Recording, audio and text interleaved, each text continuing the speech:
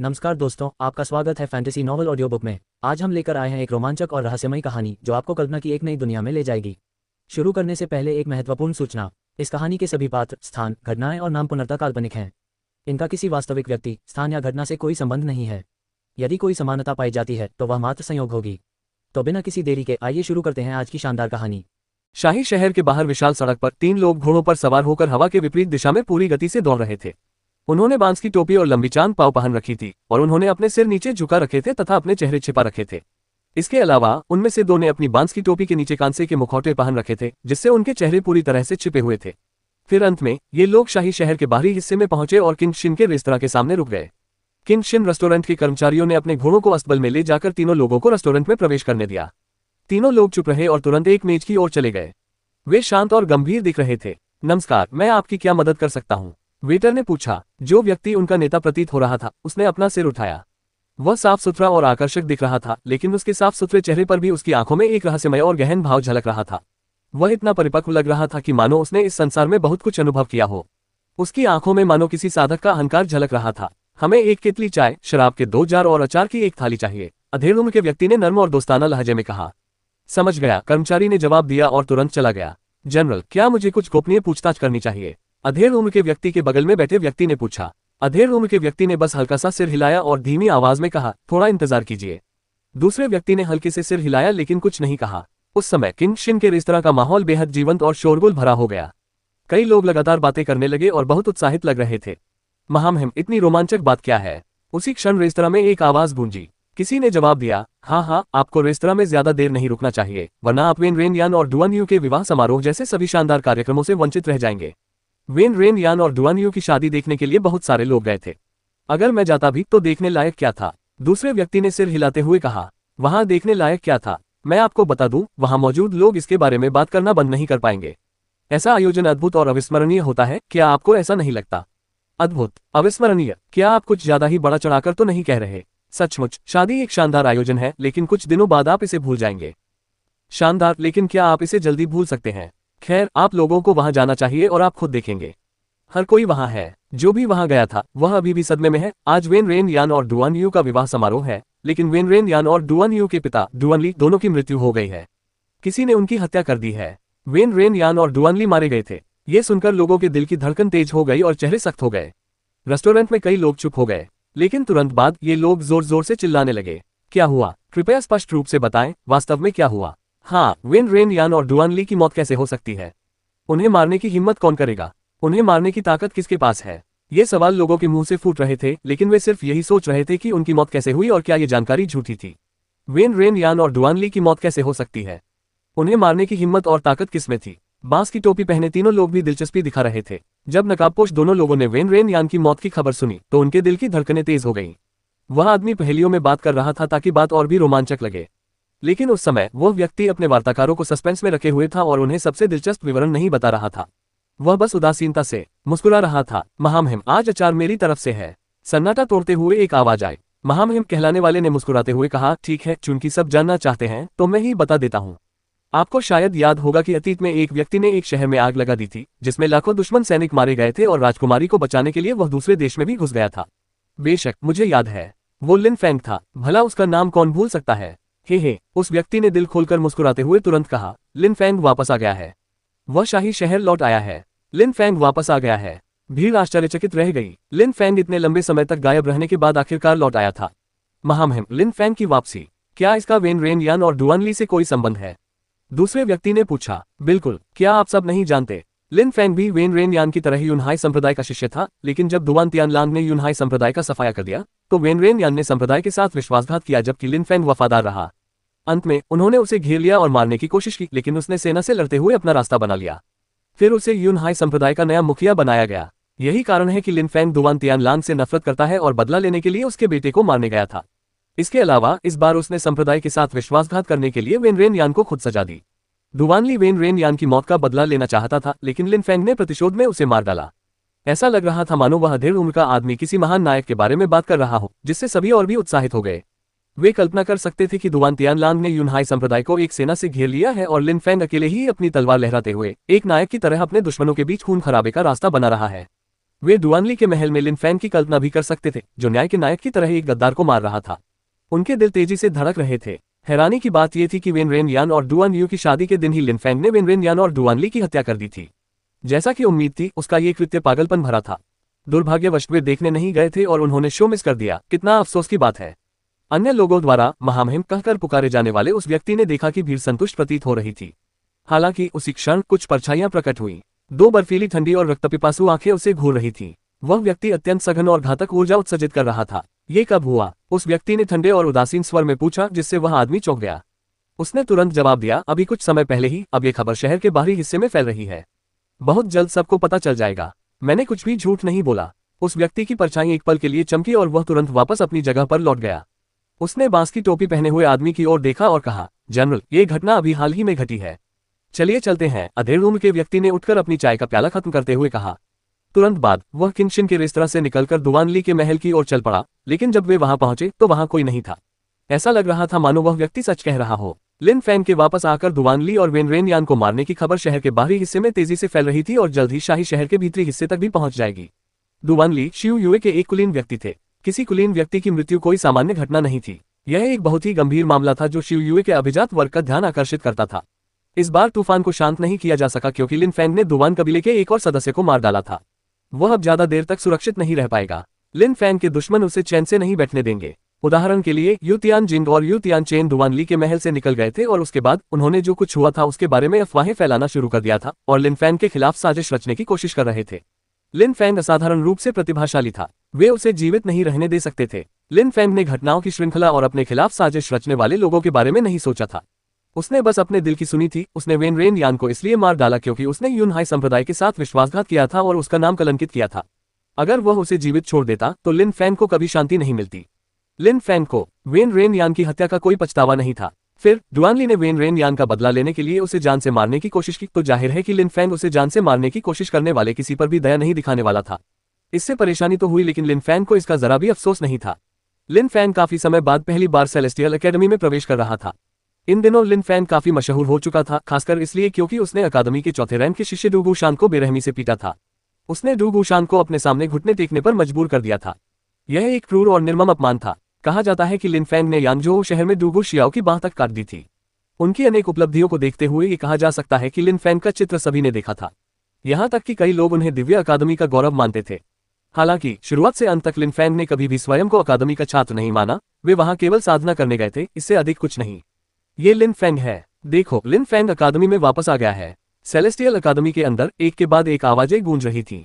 उन्होंने लिन फैंग को देख लिया था। जू यू में पहले से ही मशहूर वह अद्भुत व्यक्ति लौट आया था और अकादमी में मौजूद था। जिस क्षण लिन फैंग सेलेस्टियल अकादमी पहुंचे, उसी समय दो सूचनाएं अभिजात वर्ग के कानों तक पहुंची। शाही शहर के धनी और शक्तिशाली लोगों को सूचना एकत्र करना पसंद था। सबसे पहली बात तो ये थी कि लिन फैंग ने वेन रेन यान और डुआन यू की शादी के दिन वेन रेन यान और डुआनली की हत्या कर दी थी।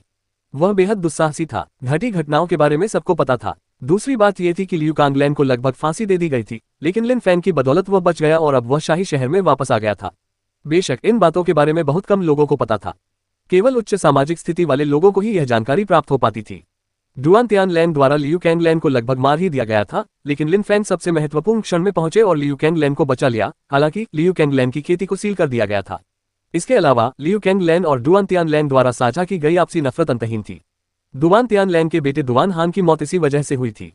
भले ही दुआन तियान लैन ने लियू कांगलैन के खिलाफ झूठे आरोप लगाए और एक साजिश का सूत्रधार था, फिर भी वह लियू कांगलैन और लिन फैंग के प्रति अपनी नफरत को नियंत्रित नहीं कर सका। ये स्पष्ट था कि अगर उसे लिन फैंग और लियू कांगलैन को मारने का मौका मिलता तो वह जरा भी संकोच नहीं करता। इन परिस्थितियों में लियू कांगलैन को शाही शहर लौटने से बिल्कुल भी डर नहीं लगा। क्या उसे मरने का डर नहीं था? ये जानकारी पर्दे के पीछे चुपचाप और गुप्त रूप से फैल रही थी। ये बेहद खतरनाक था। कई लोग लिन फैंग को मौत के घाट उतारना चाहते थे। इसके अलावा इस बार उसने दुआनली की हत्या कर दी थी, जो कि सबसे जघन्य अपराधों में से एक था। लिन फैंग ने लोगों को उससे छुटकारा पाने का बहाना दे दिया था। ... लिन फैंग को इस बारे में कुछ भी पता नहीं था। उस समय वह सेलेस्टियल एकेडमी लौट आया था। उस समय वह महल में था, जहां रहने का स्थान था, और वहां कई जाने पहचाने चेहरे थे। जिंग युन, येजू, डुआनफैंग, युआन शान, वे सभी वहां मौजूद थे। लिन फैंग के जाने के बाद वे सभी स्वर्गीय अकादमी में रहकर अपनी साधना को और निखार रहे थे। इसके अलावा लिन फैंग के न होने के कारण उन्होंने किसी और को आमंत्रित नहीं किया था, क्योंकि लिन फैंग जितना शक्तिशाली कोई नहीं था। साथ ही वे नाओजू भी कभी कभार आती रहती थी। इन लोगों की खेती में बहुत तेजी से वृद्धि हुई। जिंग ह्यून तीसरे लिंगची स्तर तक पहुंच चुकी थी, यू शान पांचवें लिंगची स्तर तक, और फिर दुवान फैंग जो उनमें सबसे तेज था। दुवान फैंग पहले की तुलना में कहीं अधिक परिपक्व हो चुका था। उसने आश्चर्यजनक रूप से छठे लिंगची स्तर को भी पार कर लिया था। उसकी स्वाभाविक प्रतिभा असाधारण थी, जिसने लिन फैंग को बहुत चौंका दिया। अब फ्यूचर एड्स। दुवान फैंग ने बहुत तेजी से प्रगति की थी। शायद यह उसकी रक्त शक्ति के कारण था। दुवान फैंग का शरीर अत्यंत मजबूत रक्त वाहिकाओं से भरा हुआ था, इसलिए उसकी स्वाभाविक प्रतिभा भी असाधारण थी। जब लिन फैंग ने अपने उन कुछ पुराने दोस्तों को देखा तो उसे थोड़ी राहत महसूस हुई। अतीत में ये लोग उसके साथ आना चाहते थे, लेकिन उसने मना कर दिया था। वे अकादमी में ही रुके रहे, जो उसके लिए बहुत फायदेमंद साबित हुआ। वे अभी बहुत छोटे थे, वे बहुत ताकतवर नहीं थे। उनके लिए अकादमी में रहकर शांति से अभ्यास करना ही सबसे अच्छा था। लेकिन लिन फैंग की अनुपस्थिति में उन्होंने जो स्तर हासिल किया था, उसे देखते हुए वे अभ्यास के लिए बाहर जा सकते थे। तीसरे लिंगची स्तर से ऊपर एक साधक को अब कमजोर नहीं माना जाता था, खासकर जब बात इतने उच्च पृष्ठभूमि वाले युवा लोगों की हो। भाई लिन फैंग, तुम्हारी साधना का स्तर क्या है? दुवान फैंग ने अपनी आंखों में अधीरता झलकते हुए पूछा। लिन फैंग ने ज़ूयू में बड़ी बड़ी उपलब्धियां हासिल की थीं, इसलिए वह शायद पहले से ही बेहद शक्तिशाली था। हो सकता है कि वह जुवान क्यू स्तर तक पहुंच चुका हो। जब दुवान फैंग ने लिन फैंग से वह सवाल पूछा तो सभी लोग अधीरता से लिन फैंग को घूरने लगे। युवा स्वामी ने अवश्य ही जुवान क्यू स्तर को पार कर लिया होगा, यीजू ने कहा। मैं जुवान ची स्तर में प्रवेश करने से बहुत दूर नहीं हूं, लिन फैंग ने सिर हिलाया। वह पहले ही महसूस कर सकता था कि उसकी साधना का स्तर लिंगची स्तर के शिखर पर पहुंच गया है। सही समय आने पर जुवान ची स्तर में प्रवेश हो जाएगा। लिन फैंग को पूरा विश्वास था कि वह बहुत जल्द ही जुवान क्यू स्तर को पार कर लेगा। जब भीड़ ने लिन फैंग की पुष्टि सुनी तो वे स्तब्ध रह गए। जैसा कि उम्मीद थी, उनका अनुमान सही निकला। लिन फैंग जल्द ही जुवानची स्तर को पार करने वाला था। उसकी स्वाभाविक प्रतिभा असाधारण थी। जिंग ह्यून लिन फैंग को काफी समय से जानती थी और लिन फैंग चाहे कुछ भी करे, उसे अब ज्यादा आश्चर्य नहीं होता था। लिन फैंग के साथ तो मानो चमत्कार होना आम बात थी, लेकिन युआन शान उदासीन नहीं रहा। उसके चेहरे की मांसपेशियां फड़क रही थीं। उस लड़के में असाधारण प्रतिभा थी। जब लिन फैंग ने अकादमी में प्रवेश किया था तब वह केवल तीसरे लिंगची स्तर तक ही पहुंच पाया था। उसने धीरे धीरे प्रगति की थी और उस समय वह जुवानची स्तर से केवल एक कदम दूर था।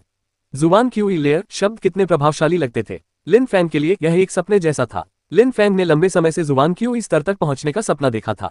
अतीत में एक शिष्य ने सेलेस्टियल अकादमी में जुवान क्यू स्तर तक पहुंच प्राप्त कर ली थी, लेकिन वे लिन फैंग से काफी बड़े थे और उनमें लिन फैंग जैसी प्रतिभा नहीं थी।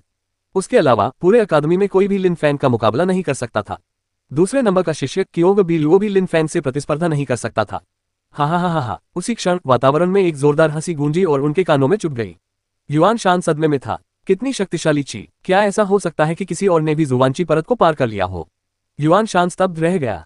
जुवानची स्तर तक पहुंचने के बाद थोड़े ही समय में किसी व्यक्ति की ची असाधारण रूप से शक्तिशाली हो जाती है। इसके अलावा ये शक्तिशाली ची फिर से अकादमी पर आ गिरती है। चलो चले और देखें। लिन फैंग स्पष्ट रूप से महसूस कर सकता था कि ची की शक्ति बहुत अधिक थी। लिंगची परत को पार करके जुवानची परत में प्रवेश करना मानो एक बिल्कुल अलग दुनिया में प्रवेश करने जैसा था। वे कमरे से निकलकर केंद्रीय साधना मीनार की ओर चले गए। वह तेज हंसी केंद्रीय साधना मीनार से ही आई थी। उस समय लिन फैंग ही अकेला ऐसा व्यक्ति नहीं था जो वहां हो रही गतिविधियों को देखने जा रहा था। लोग सभी दिशाओं से आ रहे थे और केंद्रीय साधना टावर की ओर बढ़ रहे थे। साधना टावर के शीर्ष पर एक आकृति दिखाई दे रही थी और उनके चारों ओर तेज हवा चल रही थी, जिससे वे राजसी दिख रहे थे। उस व्यक्ति के शरीर को देखने पर उसके चारों ओर अपार मात्रा में शुद्धची ऊर्जा का संचार हो रहा था। यह आंखों को चकाचौंध कर देने वाला था। यह बिल्कुल उस साधक का प्रतीक था जिसने अभी अभी जुवानची स्तर में प्रवेश किया था। क्योंग बी लुओ आगे बढ़ गया है। भीड़ कांप रही थी। अकादमी के दूसरे स्थान पर रहने वाले छात्र क्योंग बी लुओ ने अपने वरिष्ठ के पदचिह्नों का अनुसरण करते हुए जुवान क्यू स्तर को पार करने वाले दूसरे व्यक्ति बन गए थे। यह अविश्वसनीय रूप से शानदार था। ऐसा लगता है कि शिवयू के आधुनिक प्रतिभावान लेखक अब उभरने लगे हैं। भीड़ को ऐसा लग रहा था मानो वे सपने में हों। सेलेस्टियल अकादमी को एक और प्रतिभाशाली व्यक्ति मिल गया था। इसके अलावा ज़ूयू के शाही शहर में भी कई लोग जुवान क्यू स्तर तक पहुंच चुके थे।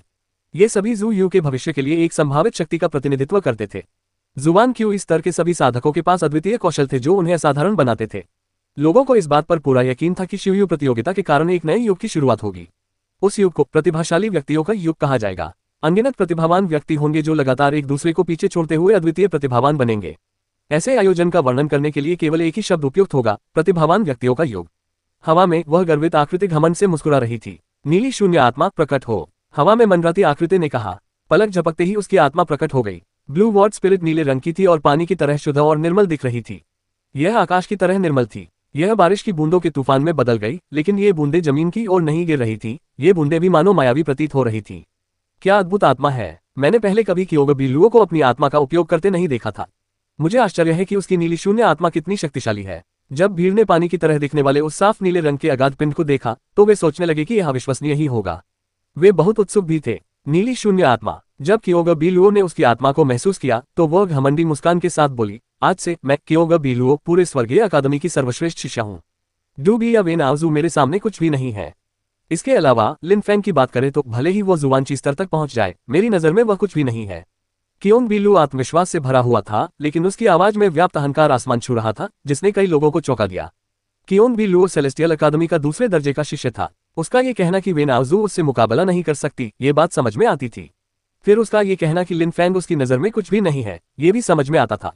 लेकिन डूबी, वह इतने लंबे समय से सेलेस्टियल अकादमी का शीर्ष शिष्य रहा था। वह बेहद प्रतिभाशाली था, लेकिन कियोंग बीलू जिसने अभी अभी जुवानची स्तर को पार किया था, ये कहने की हिम्मत कैसे कर सकता था कि डूबी अब उससे मुकाबला नहीं कर सकता। भीड़ को समझ नहीं आ रहा था कि कियोंग बीलू अचानक इतना अहंकारी कैसे हो गया। उस समय कियोंग बीलू भीड़ की ओर घमंडी मुस्कान के साथ देख रहा था। वह बेशक जानता था कि भीड़ क्या सोच रही है। पिछले कुछ वर्षों से वह हमेशा दूसरे स्थान पर रहा था, डूबी द्वारा दबा हुआ।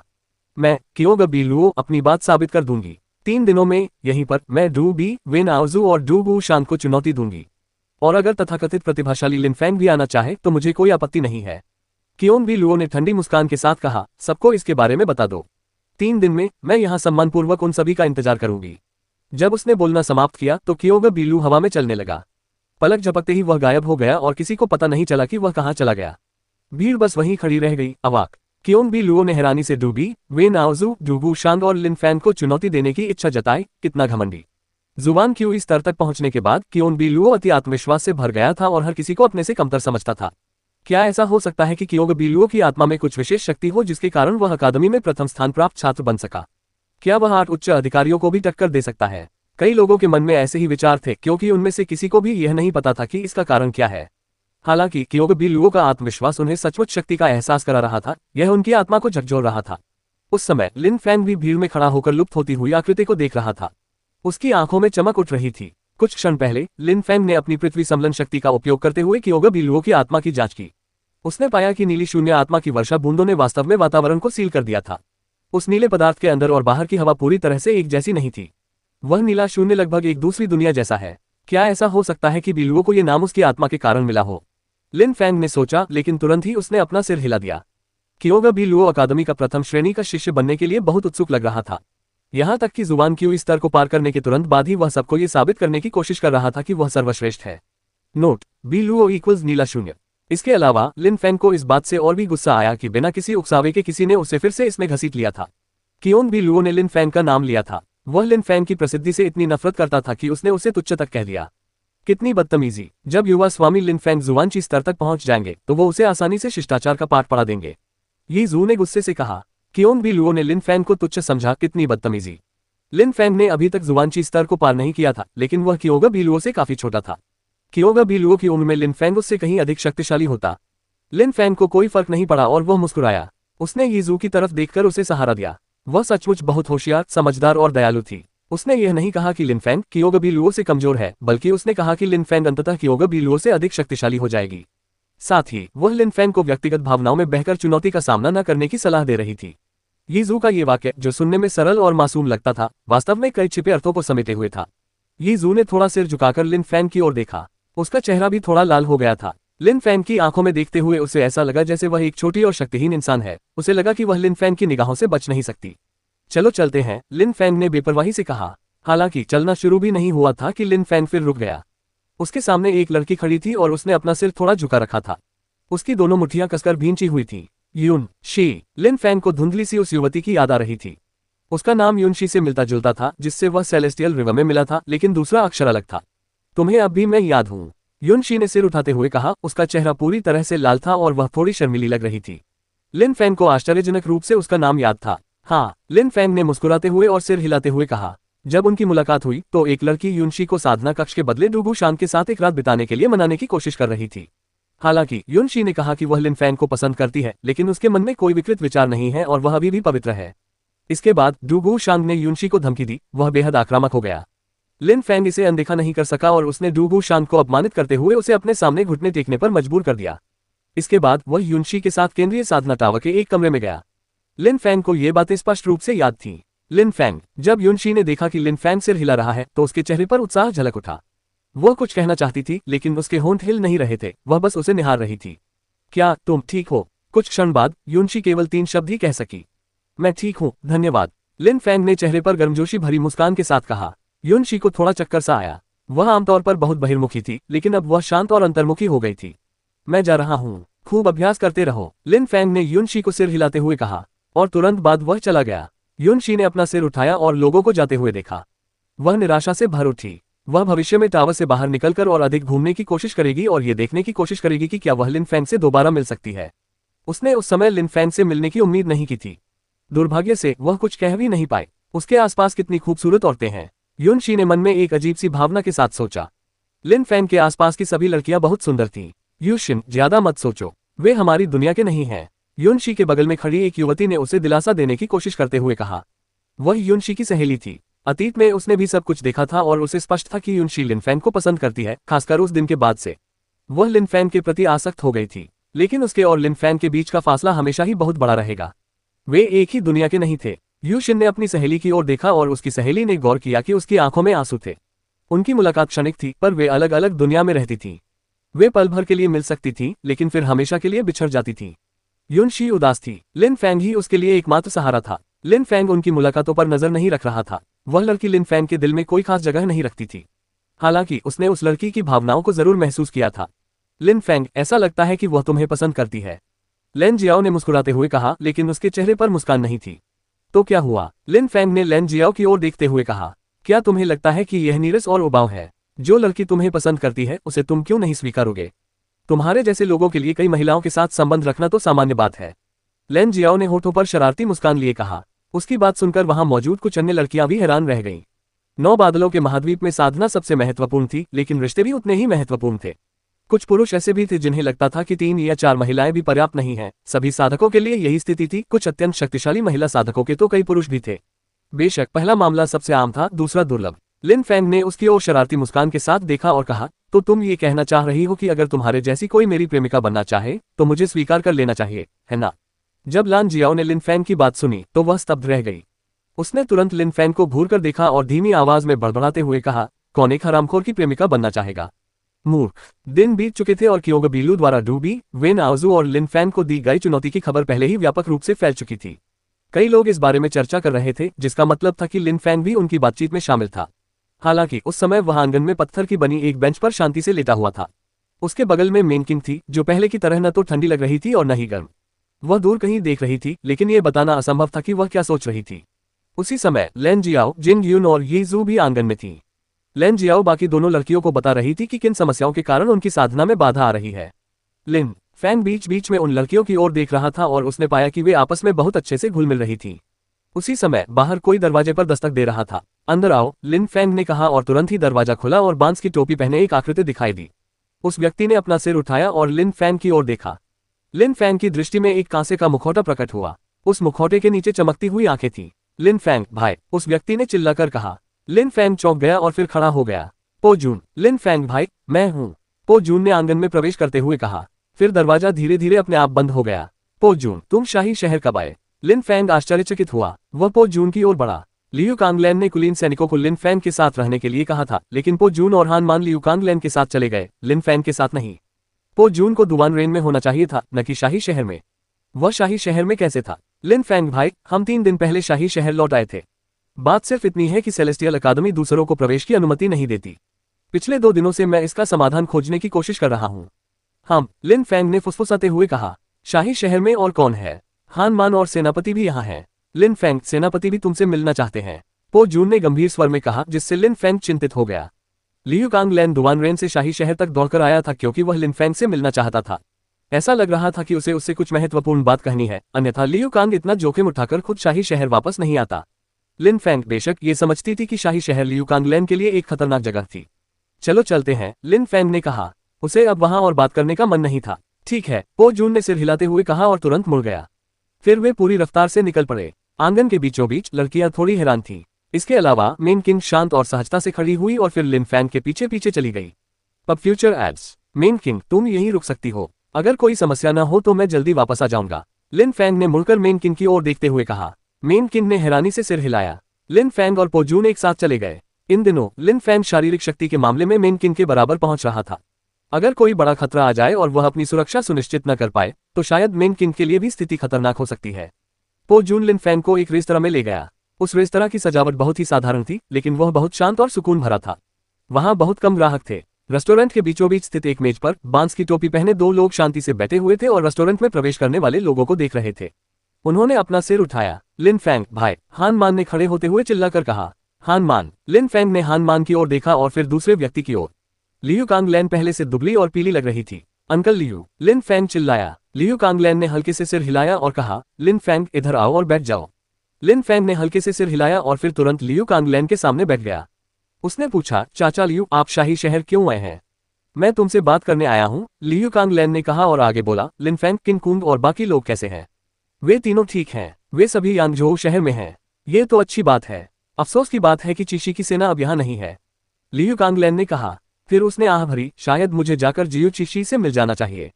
अंकल लियू, आप? लिन फैंग व्यंग्यात्मक मुस्कान के साथ मुस्कुरा रहा था। उसे समझ नहीं आ रहा था कि क्या कहे। पिछली बार लियू कांगलैन के खिलाफ साजिश के नतीजे बहुत गंभीर थे। भले ही उसने बांस की टोपी पहन रखी थी, लेकिन उसके बाल दिन ब दिन और भी सफेद होते जा रहे थे। लियू कांगलैन बहुत बुरा लग रहा था, लेकिन सैन्य रणनीति आदि के मामले में रेन किन कुन का अनुभव लियू कांगलैन के अनुभव के बराबर नहीं था। लियू कांगलैन का वह मित्र जो उसके लिए भाई समान था मर चुका था और लियू कांगलैन की साधना अवरुद्ध हो गई थी।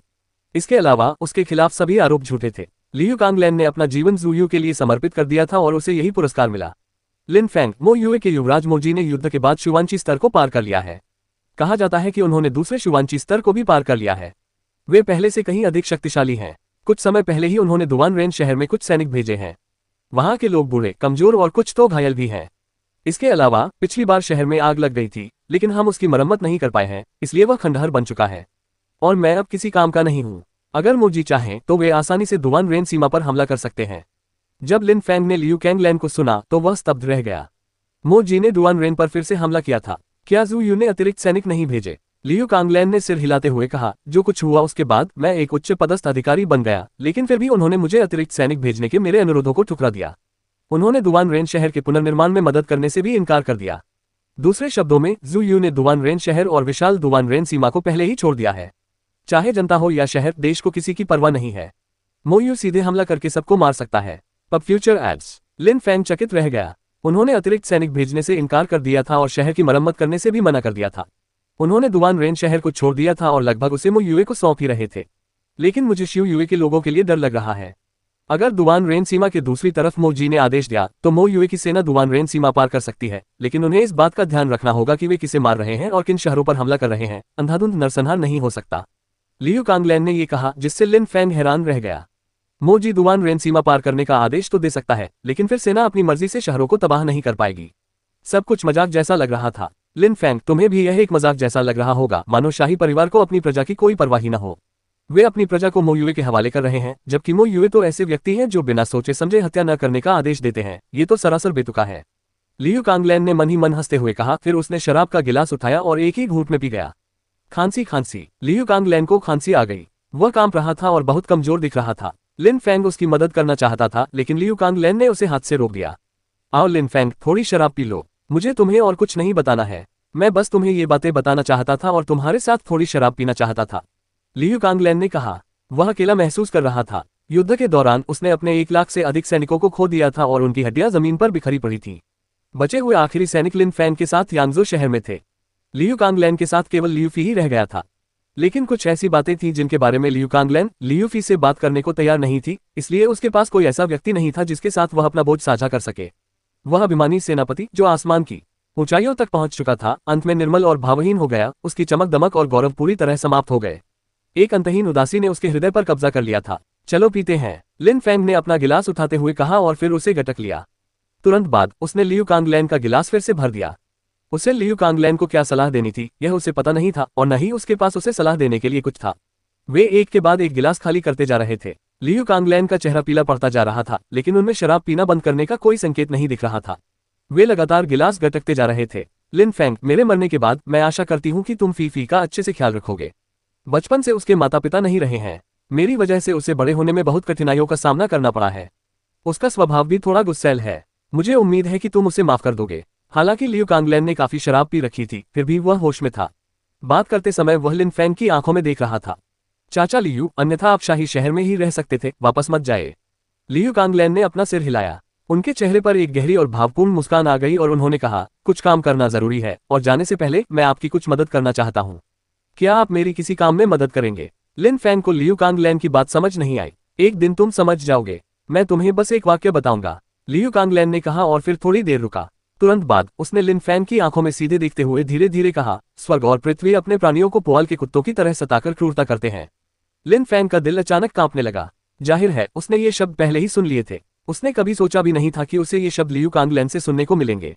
एक सौम्य और मिलनसार व्यक्ति जनरल के मुंह से ऐसे शब्द सुनना आश्चर्यजनक था। आसमान और धरती अपने प्राणियों के साथ आवारा कुत्तों जैसा व्यवहार करके क्रूरता कर रहे हैं। उस निर्मम और क्रूर संसार में साधना एक ही कठोर सिद्धांत पर आधारित थी, निरंतर शक्ति प्राप्त करना। स्वर्ग और पृथ्वी की निर्ममता से निपटने का यही एकमात्र तरीका था। संसार के क्रूर नियमों के कारण हार मानकर मर जाना आसान था। जब लियू कांगलैन ने बोलना समाप्त किया तो वह खड़ी हो गई और तुरंत बाहर निकलने की ओर चल पड़ी। मेरे पीछे आओ, हम दुवान रेन शहर वापस जा रहे हैं। पो जून और हानमान ने लिन फैंग की ओर देखा, सिर हिलाया और तुरंत लियू कांगलैन के पीछे पीछे चले गए। लिन फैंग चुपचाप बैठा रहा। चाहे जो भी कारण रहा हो, लियू कांगलैन तो बस लिन फैंग के साथ कुछ गिलास शराब पीने और बातचीत करने आया था, इससे ज्यादा कुछ नहीं। लेकिन क्या उनके शब्दों का अर्थ इतना ही सरल था? लिन फैंग ने अपना गिलास उठाया, एक ही बार में पूरा पी लिया और वापस मेज पर रख दिया। वह रेस्तरां में उस मेज पर अकेला बैठा था और उन शब्दों के अर्थ के बारे में सोच रहा था। लियू कांगलैन दुवान रेन शहर से शाही शहर की ओर दौड़ पड़ा क्योंकि वह लिन फैंग को यह बताना चाहता था, आवारा कुत्तों की तरह प्राणियों के साथ व्यवहार करना स्वर्ग और पृथ्वी की क्रूरता है। क्या इसमें कोई छिपा हुआ संदेश था? काफी देर बाद लिन फैंग उठा और तुरंत चला गया। लेकिन लिन फैंग को जाने की कोई जल्दी नहीं थी। उसने कुछ ही कदम चले थे कि वह फिर रुक गया। उसने दूर तक देखते हुए उदासीनता से कहा, मैं यहाँ बहुत देर से हूँ, अब मुझे शायद चले जाना चाहिए। वातावरण शांत था, हल्की बारिश हो रही थी और हवा में हल्की ठंडक थी। दूर जहां लिन फैंग देख रहा था वहां एक परछाई दिखाई दी। वह व्यक्ति लिन फैंग को घूर रहा था। कितना शक्तिशाली! उसने अपनी उपस्थिति का कोई संकेत नहीं दिया था, लेकिन लिन फैंग जानता था कि वह वहां मौजूद है। आप कौन है? Pub future ads. Lin Fang ने एक उदासीन भाव से दूर देखा, उसकी आंखों में ठंडक झलक रही थी। लिन फैंग, तुम तो सिर्फ शीशी सेना के एक अधिकारी हो और तुमने दुवान ली की हत्या करने की हिम्मत की। यह एक अक्षम्य अपराध है। आज तुम्हें मेरे साथ चलना होगा। उस व्यक्ति ने ठंडे और उदासीन स्वर में कहा, जिससे लिन फैंग ने अपनी आंखें सिकोड़ ली। उस व्यक्ति की आंखों में एक ठंडी चमक थी। सामने आ जाओ, जब आ ही गए हो तो छिपने का क्या फायदा? लिन फैंग ने बेपरवाही से कहा। तुरंत ही दूर अंधेरे में कुछ आकृतियां दिखाई दी और एक एक करके छतों पर चढ़ने लगी। वे ठंडी निगाहों से लिन फैंग को घूर रही थीं। सबकी निगाहें तीखी थीं, उनमें से कोई भी कमजोर नहीं लग रहा था। फिर वे सभी हवा में उछलते हुए लिन फैंग के पास पहुंचे और फिर उसे घेर लिया। तुमने अभी तक मुझे बताया नहीं, तुम कौन हो? लिन फैंग ने पूछा। पहले तो उसे लगा कि इन लोगों का निशाना लियू कांगलैन है, लेकिन लियू कांगलैन तो जा चुका था और किसी ने उसे रोका नहीं। लेकिन अब लोग लिन फैंग का रास्ता रोक रहे थे। इसके अलावा इसका संबंध दुवानली के मामले से भी था।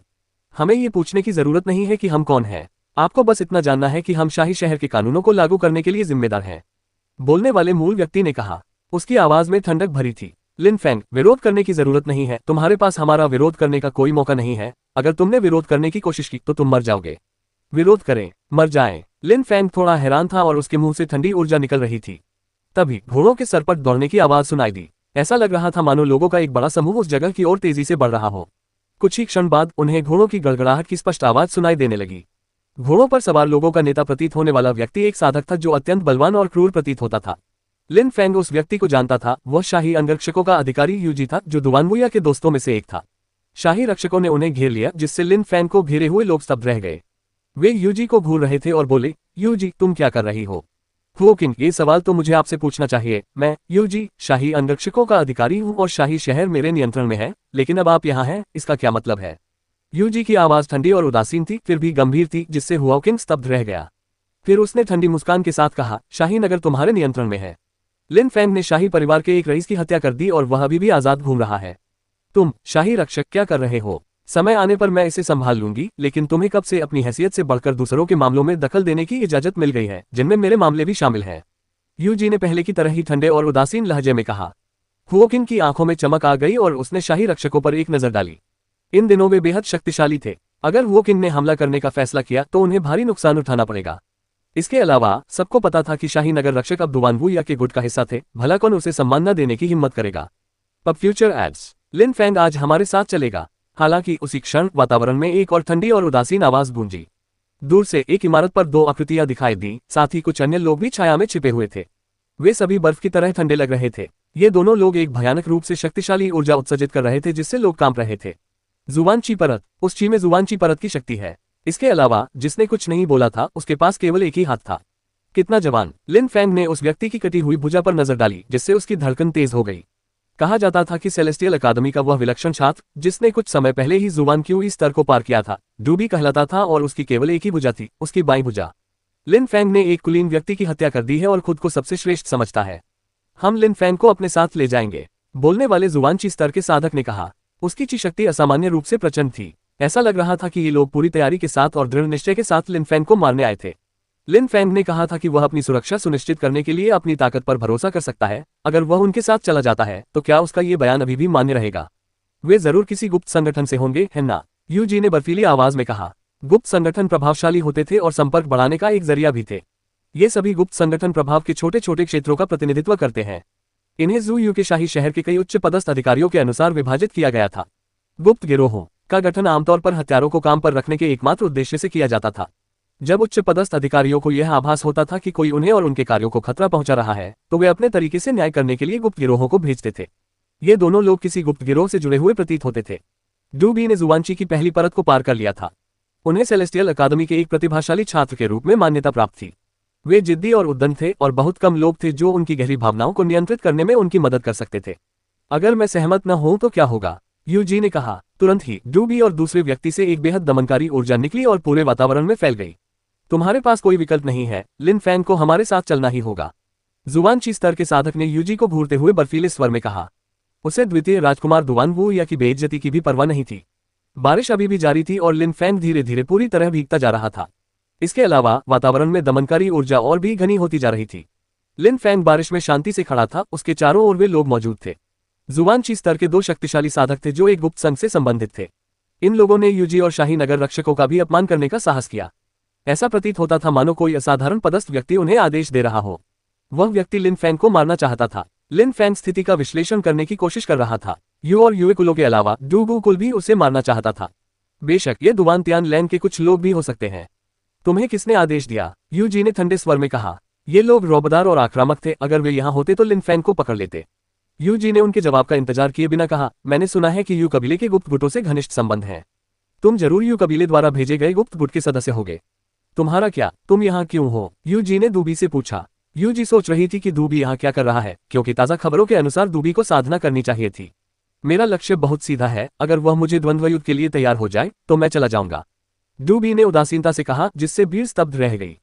डूबी यहाँ लिन फैंग की ताकत देखने आया था, क्या वह लिन फैंग से द्वंद्व युद्ध करना चाहता था? यूजी ने लिन फैंग की ओर देखा और पाया कि लिन फैंग डूबी को देख रहा था, मानो उसने कुछ देख लिया हो। लिन फैंग ने हल्के से सिर हिलाया और धीमी आवाज में कहा, ठीक है, तुम शुरू करो। भीड़ थोड़ी हैरान थी। लिन फैंग ने आश्चर्यजनक रूप से डूबी के अनुरोध को मान लिया। अचानक डूबी ने एक भयानक, तीव्र और बर्फीली ऊर्जा छोड़ी। शुद्धची लगातार उसके शरीर में समाहित हो रही थी। डूबी के चारों ओर एक तेज रोशनी चमक रही थी। डूबी का एकमात्र हाथ अब हाथ नहीं बल्कि एक तलवार जैसा दिख रहा था। उसका हाथ ही उसकी तलवार बन गया था। ऊर्जा का हमला। लिन फैंग थोड़ा हैरान था। कितनी तीव्र ऊर्जा थी। डूबी की तलवारबाजी की क्षमता ऊर्जा के चरम पर पहुंच चुकी थी। वह अपनी सारी तलवारबाजी की ऊर्जा को अपनी भुजा में संघनित करके उसे एक तेजधार वाले ब्लेड में बदल सकता था। जुबान की हुई परत की उनकी शक्ति के साथ मिलकर उनकी तलवार भयावह थी। जब यूजी ने तलवार की ऊर्जा को महसूस किया तो उसकी आंखों में एक चमक आ गई। डूबी वाकई सेलेस्टियल अकादमी का सर्वश्रेष्ठ शिष्य कहलाने का हकदार था। उसकी शक्ति और ऊर्जा बेहद प्रभावशाली थी। यूजी सोच रहा था कि कहीं लिन फैंग के लिए स्थिति खतरनाक न हो जाए। लिन फैंग के शरीर के चारों ओर एक सफेद रोशनी चमकने लगी। शुद्धची उसके शरीर के चारों ओर घूम रही थी। उस समय लिन फैंग ने अभी तक जुबानची स्तर को पार नहीं किया था, लेकिन वह पहले से ही शुद्धची को संघनित कर सकता था। इसके अलावा कुछ बेहद तीव्र तलवार ऊर्जा भी वातावरण में फैल गई थी। उसकी शक्तिशाली तलवार की ऊर्जा अत्यंत तीव्र और विशाल थी, फिर भी शांत प्रतीत हो रही थी। भीड़ को ऐसा लग रहा था मानो उस क्षण लिन फैंग नहीं रहा, बल्कि अपनी तलवार में समा गया हो, मानो वह अपनी तलवार के साथ विलीन हो गया हो। बारिश अभी भी हो रही थी, लेकिन डूबी और लिन फैंग के शरीर के आसपास बारिश की बूंदें नहीं थी। बारिश उन तक नहीं पहुंच पा रही थी क्योंकि वे पहले से ही शुद्धची ऊर्जा से घिरे हुए थे, जिससे एक चकाचौंध भरी रोशनी निकल रही थी। डूबी ने धीरे धीरे अपना हाथ उठाया। ऐसा लग रहा था मानो वह धीरे धीरे कोई तलवार उठा रहा हो। उसी समय लिन फैंग ने अपना हाथ फैलाया और अविश्वसनीय मात्रा में ची ऊर्जा वातावरण में भर गई। यह ऊर्जा भयानक रूप से शुद्धची ऊर्जा में परिवर्तित हो गई। अचानक उसका हाथ पूरी तरह से शुद्धची ऊर्जा से बनी तलवार से भर गया, जिसमें युद्ध ऊर्जा, घातक ची ऊर्जा और तलवार ची ऊर्जा का मिश्रण था। मैं तैयार हूँ। जुबानची परत को भेदने के बाद मैंने अपनी तलवार का 18 बार इस्तेमाल किया है। 18 लोग मारे गए हैं। मुझे उम्मीद है कि तुम पहले जीवित बचोगे, डूबी ने घमंड से कहा। लेकिन लिन फैंग ने उसकी बात अनसुनी कर दी। वातावरण में अंधेरा और बारिश का माहौल था। लिन फैंग ने धीरे धीरे अपनी आंखें बंद कर ली और आसपास के वातावरण को महसूस करने के लिए अपनी चेतना का उपयोग किया। उसी समय लिन फैंग के मन में एक तलवार प्रकट हुई। यह एक काली तलवार थी। यह मृत्यु देवता की घातक तलवार थी। जब भी लिन फैंग उस तलवार को देखता, उसका दिल जोर से धड़कने लगता। वह अनंत मात्रा में शुद्ध युद्ध ऊर्जा और घातक ऊर्जा से भरा हुआ था, जो धीरे धीरे उसकी तलवार में समाहित हो रही थी।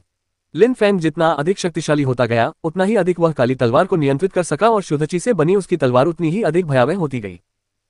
जब डूबी ने देखा कि लिन फैंग अपनी आंखें बंद कर रहा है और भी अधिक शक्तिशाली ची ऊर्जा छोड़ रहा है, तो वह अविश्वसनीय युद्ध ऊर्जा भयावह थी। ऐसा लग रहा था मानो वह वातावरण में फैलते हुए कभी रुकी नहीं रही और लगातार मजबूत होती जा रही है। डूबी उस तलवार के अंतिम रूप को देखने के लिए उत्सुक था। लिन फैंग की तलवार कितनी शक्तिशाली हो सकती है, लेकिन साथ ही उसे ये भी आभास हो रहा था कि उस तलवार की शक्ति लगातार बढ़ती रहेगी और हमेशा और अधिक शक्तिशाली होती जाएगी। चीर डालो, डूबी चिल्लाया। उसने और इंतजार नहीं किया। उसकी भुजा एक शक्तिशाली तलवार में बदल गई जिसने वातावरण को रोशन कर दिया। हवा में एक विशालकाय तलवार का भ्रम प्रकट हुआ। तुरंत बाद डूबी ने हमला कर दिया। वह विशालकाय तलवार आकाश से नीचे उतरी और ऐसा लग रहा था मानो वह वातावरण को चीर डाल सकती हो। उसमें समाहित शुद्ध ची ऊर्जा अत्यंत शक्तिशाली थी। लिन फैंग अचानक हरकत में आ गया। शुद्ध ची से बनी उसकी तलवार हवा में उठी और उसकी तलवार की ऊर्जा एक मायावी तलवार में बदल गई, जिसने विशालकाय तलवार पर लगातार हमले शुरू कर दिए। धातु की ध्वनियां लगातार वातावरण में गूंज रही थीं। ये ध्वनियां इतनी तीव्र और स्पष्ट थीं मानो वास्तविक हो। मेरी तलवार सब कुछ नष्ट कर सकती है। लिन फैंग का शरीर अविश्वसनीय मात्रा में युद्ध ऊर्जा को अवशोषित करने लगा। उसका शरीर धीरे धीरे हवा में ऊपर उठा, लेकिन उसकी यह हरकत देखने में बिल्कुल भी दिखावटी नहीं थी। दरअसल ऊर्जा बस उस तलवार की ओर बढ़ रही थी। तलवार उस विशालकाय तलवार से लड़ रही थी। उसी क्षण लोगों ने अपना सिर उठाया और देखा कि वह विशालकाय तलवार और अन्य तलवारें आपस में टकरा गईं। एक भयानक दमनकारी ऊर्जा पूरे क्षेत्र में फैल गई। विशालकाय ब्लेड और तलवार के बीच युद्ध की कल्पना करना बहुत कठिन था। कोई भयानक विस्फोट नहीं हुआ, कोई चमकती रोशनी नहीं थी। बस ऊर्जा का ऊर्जा से संघर्ष था और कोई भी दूसरे को हराने में असमर्थ था। कितना भयानक! ये लोग सचमुच प्रतिभाशाली हैं, भीड़ में मौजूद लोगों ने सोचा। डूबी की तलवारबाजी का कौशल स्पष्ट था, लेकिन लिन फैंग अपनी लिंची स्तर की शक्ति के बल पर डूबी के हमलों का सामना करने में सक्षम था। लिन फैंग थोड़ा पीछे हट रहा था।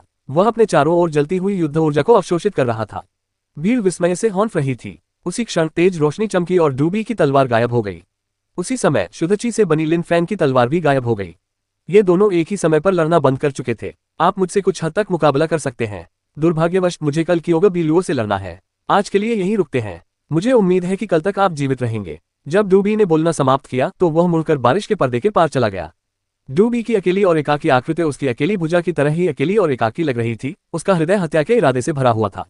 जैसा कि उसने कहा था, अगर लिन फैंग उससे द्वंद्व युद्ध करने के लिए सहमत हो जाता है तो वह चला जाएगा। अगले दिन उसे कियोगा बिलुओ के खिलाफ लड़ना था और वह मना नहीं कर सकता था। मैं तुमसे एक हद तक ही मुकाबला कर सकता हूं, यही तुम्हारा मानना है? लिन फैंग ने ठंडी मुस्कान के साथ आंखें खोलते हुए कहा। तुरंत बाद उसने अपनी आंखें फिर से बंद कर लीं। उसकी शुद्धची से बनी तलवार आकाश में प्रकट हुई और उसके शरीर के चारों ओर युद्ध ऊर्जा फिर से प्रज्वलित होने लगी। भीड़ में मौजूद लोग भौहें चढ़ाकर देखने लगे। लिन फैंग आखिर करना क्या चाहता था? मरना। उस क्षण लिन फैंग ने केवल एक शब्द कहा जो बर्फ की तरह ठंडा था। लिन फैंग की आकृति धुंधली हो गई। उसे देखने के लिए अपनी आंखों की भी आवश्यकता नहीं थी। उसके आसपास की हर चीज उसके मन में स्पष्ट रूप से दिखाई दे रही थी। आकाश से तलवार उतरी। तुरंत बाद एक घातक प्रकाश ने पूरे क्षेत्र को रोशन कर दिया। दो आकृतियां उस तलवार के प्रहार से इतनी बुरी तरह घायल हो गईं कि उन्हें चीखने का भी समय नहीं मिला।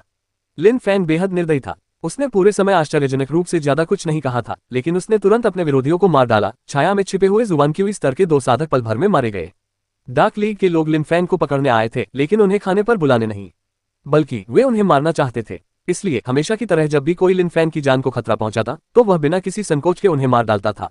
मारो या मरो, यही लिन फैंग का सिद्धांत था। साधना जगत जैसी क्रूर दुनिया में जब कोई उसे मारना चाहेगा तो वह दयालु या परोपकारी नहीं होगा। उसके शत्रु मौका मिलते ही उसे मार डालेंगे। अगर वह अपने दुश्मनों को बेरहमी से मार डाले तो वह कहीं अधिक समय तक जीवित रहेगा। वह पहला विकल्प क्यों चुनेगा? अगर कोई उसे मारना चाहेगा तो वह सीधे उसे ही मार डालेगा। यह एक सरल सिद्धांत था और लिन फैंग ने इस पर कायम रहने का दृढ़ निश्चय किया था। वहां मौजूद अन्य लोगों के चेहरे के भाव एकदम बदल गए। वहां पहुंचने से पहले उन्होंने कभी सोचा भी नहीं था कि लिन फैंग की शक्ति इतनी भयानक होगी। लिन फैंग की तलवार से हमला होने पर वहां मौजूद हर कोई मर जाएगा। लिन फैंग मानो मृत्यु का देवता था। हिम्मत है तो करके दिखाओ, भीड़ में मौजूद जुवानची स्तर के एक अन्य साधक ने कहा, जिसका चेहरा अचानक बदल गया। उसके हाथ के चारों ओर अनंत मात्रा में शुद्धची घूमने लगी। शुद्धची से भरा वह हाथ लिन फैंग की और वातावरण में ऊर्जा की बौछार कर रहा था, लेकिन लिन फैंग की तलवार सीधे शुद्धची को भेदते हुए उसके प्रतिद्वंद्वी के हृदय में जा लगी। सेलेस्टियल रिवर में लिन फैंग ने जुवान क्यू स्तर के साधकों को मार गिराया था। तब से काफी समय बीत चुका था और लिन फैंग लिंग क्यू स्तर के शिखर पर पहुंच चुका था। शुद्ध क्यूई से बनी उसकी भयानक तलवार के साथ लिन फैंग पहले जुबान क्यूई स्तर के साधकों से भला कैसे डर सकता था। अगर लिन फैंग अपने बैंगनी आत्मा का उपयोग नहीं भी करता तब भी वह पहले जुबान क्यूई स्तर के एक साधक को हरा सकता था। जब भी उसकी तलवार आकाश से नीचे आती थी तो वह पल भर में कई जिंदगियां खत्म कर सकती थी। मूसलाधार बारिश हो रही थी और खून से पानी लाल हो रहा था। लिन फैंग की तलवार लगातार चलती रही। वह चकाचौंध कर देने वाली थी और बिना रुके उन लोगों को मार रही थी जो उसके पास आए थे, जिसके बाद वे खून की नदी में गिर पड़े। हालांकि दूर से भूरे रंग के कपड़े पहने कुछ खूंखार दिखने वाले आदमी लगातार लिन फैंग की ओर दौड़ रहे थे। वे निडर थे और ऐसा लग रहा था मानो उन्हें लिन फैंग की तलवार से अपनी जान कुर्बान करने की कोई परवाह नहीं थी। जब उन्होंने जमीन पर पड़े अनगिनत शवों को देखा तो वे अप्रभावित दिखे। डार्क लीग के लोग मर चुके थे। इतने लोगों का मारा जाना भयावह था। भले ही कोई साधक उनसे अधिक शक्तिशाली हो, ध्यान में थोड़ी सी चूक और कुछ लापरवाही डार्क लीग को अचानक हमला करने और उसे मार डालने का अच्छा अवसर दे सकती है। लिन फैंग भावहीन और निर्मल दिख रहा था। ऐसा लग रहा था मानो वह अपनी तलवार के साथ अकेला हो।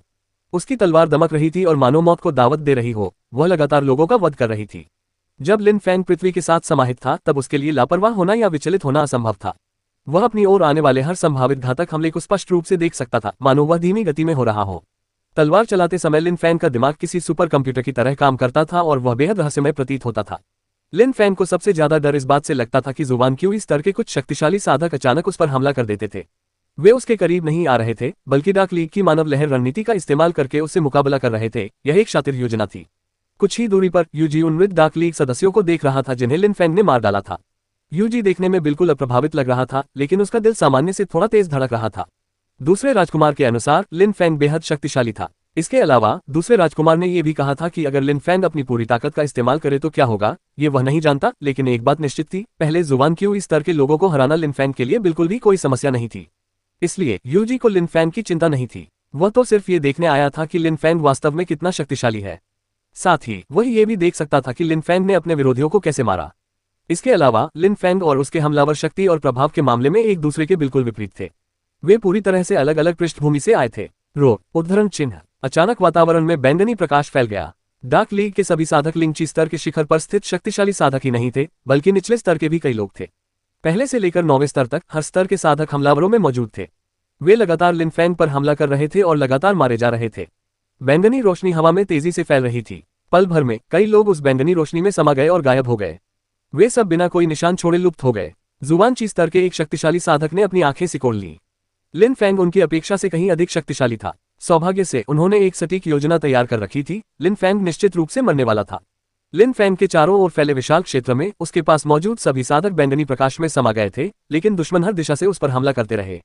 अब फ्यूचर एड्स। ऐसा लग रहा था कि वे चाहते थे कि लंबी लड़ाई में लिन फैंग की सारी ऊर्जा खत्म हो जाए। मर जा, जुबान ची स्तर के एक साधक ने गहरी आवाज में चिल्लाया। तुरंत ही पूरी भीड़ लिन फैंग पर टूट पड़ी और उस पर हमला कर दिया। वातावरण में गड़गड़ाहट की आवाज गूंजने लगी। दूर से हमलों का एक अंतहीन सागर लिन फैंग की ओर बढ़ रहा था। बैंगनी रंग की झील अभी भी लिन फैंग को घेरे हुए थी। लिन फैंग ने एक बड़ा कदम आगे बढ़ाया। उसकी आकृति चमकी और पलक झपकते ही 2 आकृतियां उसके चारों ओर फैली बैंगनी रोशनी में समा गईं। लोगों का एक दूसरा समूह लिन फैंग के हमले की पहल का इंतजार किए बिना ही उसकी ओर दौड़ पड़ा। वे लिन फैंग की ओर ऐसे दौड़ रहे थे मानो उन्हें मरने की परवाह ही न हो। उसी समय कुछ परछाइयां हवा में उछली और उन्होंने एक विशाल चांदी का जाल फैला दिया। उस जाल के धागे बेहद ठोस और बेहद नुकीले थे, मानो कई तेज धार वाले रेजा हों। अगर कोई उस जाल में फंस जाता तो उसका शरीर बुरी तरह से टुकड़े टुकड़े हो जाता। उठो, लिन फैंग ने गुस्से से चिल्लाया। बैंगनी झील बैंगनी सांपों के तूफान में बदल गई, जिन्होंने जाल को रोक दिया। उसी समय कई सांपों की आकृतियां चमकती हुई जाल पकड़े हुए लोगों की ओर बढ़ने लगी। जमीन पर कई अन्य लोग भी लिन फैंग पर हमला कर रहे थे। उसी समय जुबान ची स्तर के साधक ने भी हमला कर दिया। उसके पीछे एक हंसियानुमा माया प्रकट हुई, जबकि वातावरण में शुद्ध ची का प्रवाह हो रहा था। उसका शरीर एक माया में परिवर्तित हो गया और अविश्वसनीय मात्रा में घातक तीव्र ची उत्पन्न हुई। Moonlight hook. जुबान ची स्तर के साधक ने लिन फैंग की ओर हाथ घुमाते हुए चिल्लाया। पलक झपकते ही उसके हाथ में अनगिनत अर्धचंद्राकार आकृतियां प्रकट हुई और वातावरण को चीरते हुए लिन फैंग की ओर बढ़ने लगी। प्रत्येक अर्धचंद्राकार आकृति में एक भयानक ऊर्जा समाहित थी। यदि वे किसी के संपर्क में आते तो वे आसानी से उस व्यक्ति के शरीर को 2 हिस्सों में काट सकते थे। पसिश पसिश। हंसिया की धारे साधक और लिन फैंग के बीच मौजूद अंधकार संघ के सदस्यों के शरीरों से टकराईं। अर्धचंद्राकार आकृतियां 2 लोगों के पास से गुजरी, खून हवा में फैल गया और वे भयानक चीखें निकालने लगे। उनकी अभी अभी हत्या कर दी गई थी। ये सूक्ष्म लेकिन भयावह आवाजें लोगों के कानों में चुभ रही थी। शुद्ध ची से बनी तलवार। इसके अलावा यह उसकी आत्मा के लिए एकदम सही है। वह बेहद शक्तिशाली है। लिन फैंग कांपते हुए सोच रहा था। वह भयानक बैंगनी आत्मा इन तीखे अर्धचंद्राकार हमलों को रोक नहीं पाएगी। भेदो, लिन फैंग ने क्रोध से चिल्लाया। उसकी तलवार से चकाचौंध कर देने वाली रोशनी निकलने लगी। लिन फैन के हाथ में मौजूद तलवार ऐसी लग रही थी मानो वह किसी भी चीज को भेद सकती हो। पसश, लिन फैन के सामने कई लोग अर्धचंद्राकार हंसियाओं से कट रहे थे, लेकिन लिन फैन ने उस पर ध्यान नहीं दिया। उस समय वह अत्यधिक मात्रा में घातक ऊर्जा उत्सर्जित कर रहा था और ऐसा लग रहा था मानो उसका शरीर अकड़ गया हो। एक जहरीला सांप ठीक उसके पीछे था, वह उसे जान से मारने के स्पष्ट इरादे से उसकी ओर बढ़ रहा था। वे छिपने में इतने माहिर हैं कि वे वास्तव में कुशल हत्यारे हैं। अब फ्यूचर एड्स। लिन फैंग इन सभी चीजों को स्पष्ट रूप से महसूस कर सकता था। उसे ये भी महसूस हो रहा था कि कोई नुकीली चीज, जैसे कोई खंजर, उसकी पीठ के करीब आती जा रही है। उसके पीछे मौजूद जुवांची स्तर का साधक कुछ ही सेकंड में लिन फैंग के हृदय को भेद सकता था। परछाई, लिन फैंग ने मन ही मन कहा। उसका शरीर परछाई में बदल गया और आंखों से ओझल हो गया। फिर वह अंधेरे में आगे बढ़ने लगा। वापस आओ, उसके आगे खड़े जुवांची स्तर के साधक ने गुस्से से चिल्लाते हुए कहा और दौड़ना शुरू कर दिया। उसकी तलवार की चमक अभी भी वातावरण में फैल रही थी। वह चाहता था कि लिन फैंग वापस आए और लड़ाई जारी रखे। उसी समय लिन फैंग की पीठ के पीछे छिपा खंजर भी करीब आता जा रहा था। लिन फैंग अपनी छाया शक्तियों का उपयोग कर रहा था, फिर भी वह उनके घातक हमलों से बच नहीं पा रहा था। ऐसी परिस्थितियों में वह भाग नहीं सकता था, भागने से उसकी मृत्यु हो जाती। गर्जना, वातावरण में एक भयानक गर्जना गूंज उठी। लिन फैंग की पीठ से बैंगनी रंग के सांप उन्माद में इधर उधर रेंग रहे थे। वे लगातार हवा में तेजी से आगे बढ़ रहे थे। उसी समय लिन फैंग लगातार आगे बढ़ रहा था। उसके सामने भी वातावरण अनगिनत अर्धचंद्राकार तलवारों से भरा हुआ था। ट्र ट्र उसके कपड़े चीर फाड़ गए। भयानक अर्धचंद्राकार तलवारों के नीचे लिन फैंग के शरीर से खून बहने लगा। यह बहुत ही भयावह था, लेकिन उसी समय लिन फैंग के पास अपनी चोटों पर ध्यान देने का समय नहीं था। उसका शरीर एक बेहद तेज तलवार में बदल गया और वह अपने सामने खड़े जुबान की स्तर के साधक की ओर तेजी से बढ़ा। वह परछाई की तरह अत्यंत तेजी से आगे बढ़ा। उसका शरीर तलवार में परिवर्तित हो गया। मर जा, लिन फैंग ने एक भयानक चीख के साथ कहा। जुबान ची स्तर का साधक अचानक आश्चर्य से हौंफने लगा। तुरंत बाद लिन फैंग का शरीर उस पर गिरने ही वाला था। लिन फैंग ने अपना शरीर जुबानची स्तर के साधक की ओर उछाला और आश्चर्यजनक रूप से उसका शरीर सीधे उसके आर पार हो गया। उस साधक को एहसास हुआ कि उसकी दोनों आंखें एक दूसरे से दूर होती जा रही हैं।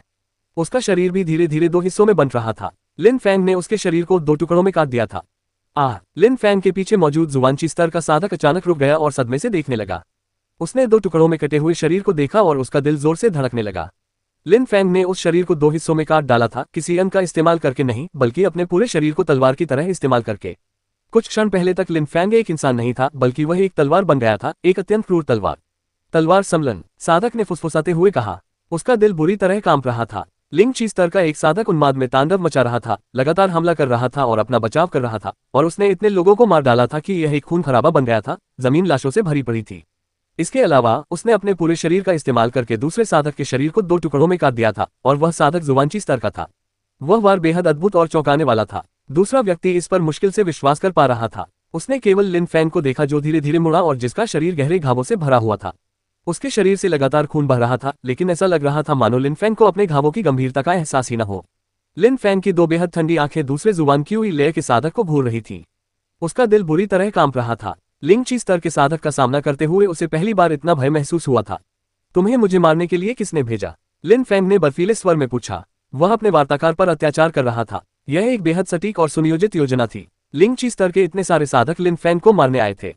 जुबान ची स्तर के एक साधक ने उन पर सीधा हमला किया, जबकि एक हत्यारा पीछे से लिन फैंग को मारने की कोशिश कर रहा था। उनका हमला इतना सटीक था कि वह घातक साबित हो सकता था। इसके अलावा इससे ये स्पष्ट हो गया कि वे लिन फैंग को मारना चाहते थे।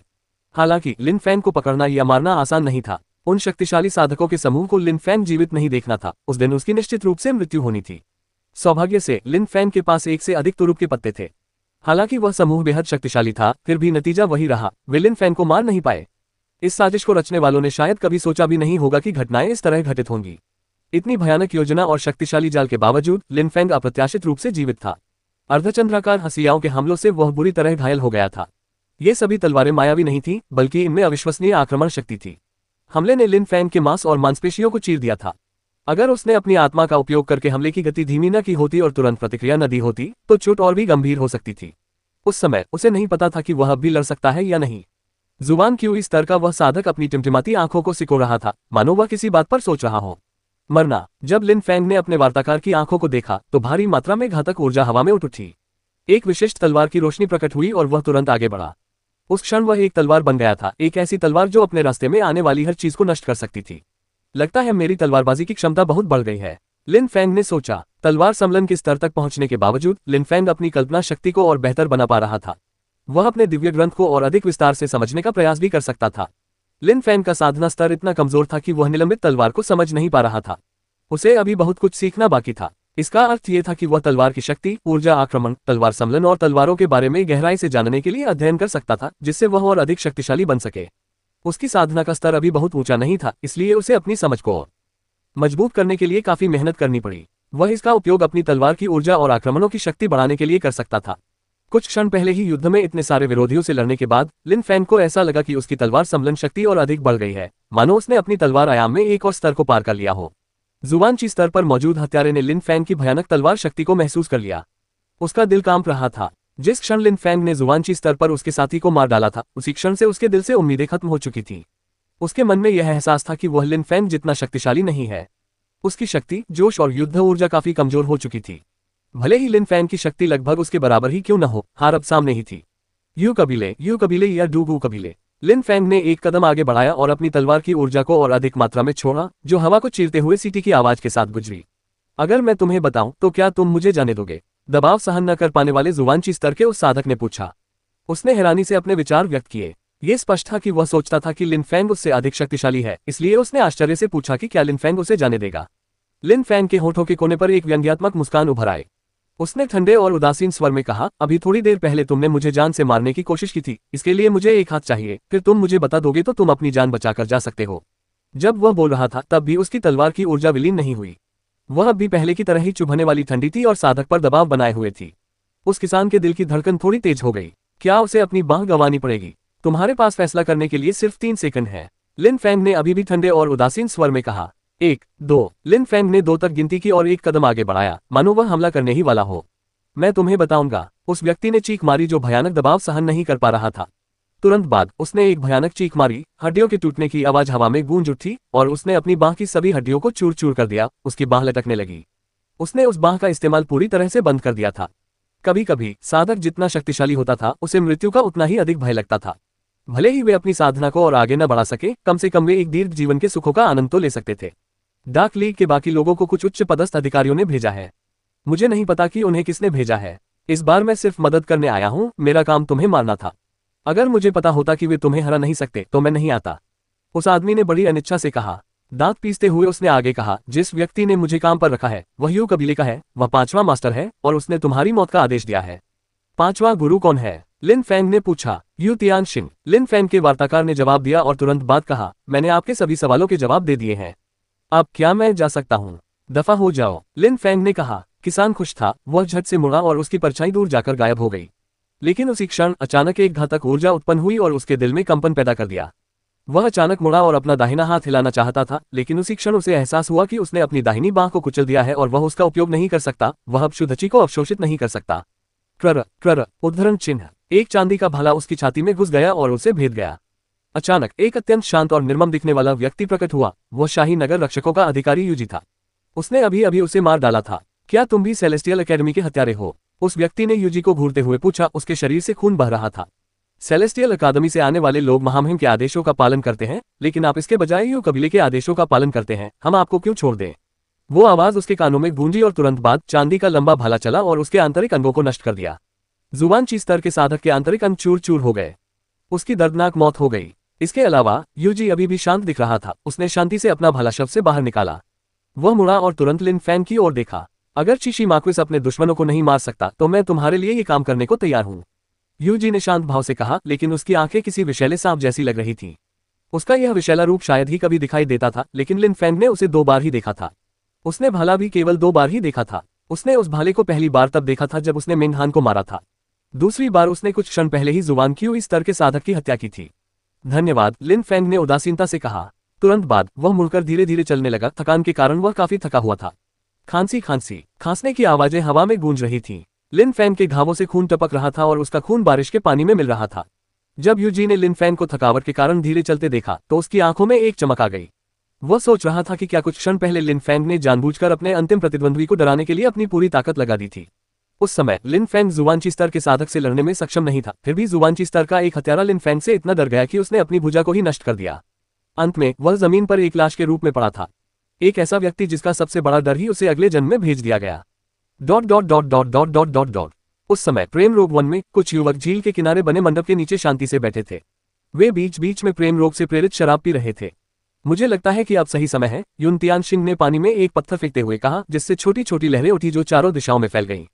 चिंता मत करो, तुमने जितने सैनिक भेजे हैं उनसे लिन फैंग निश्चित रूप से मारा जाएगा। यू तियानचेंग ने उदासीन भाव से कहा।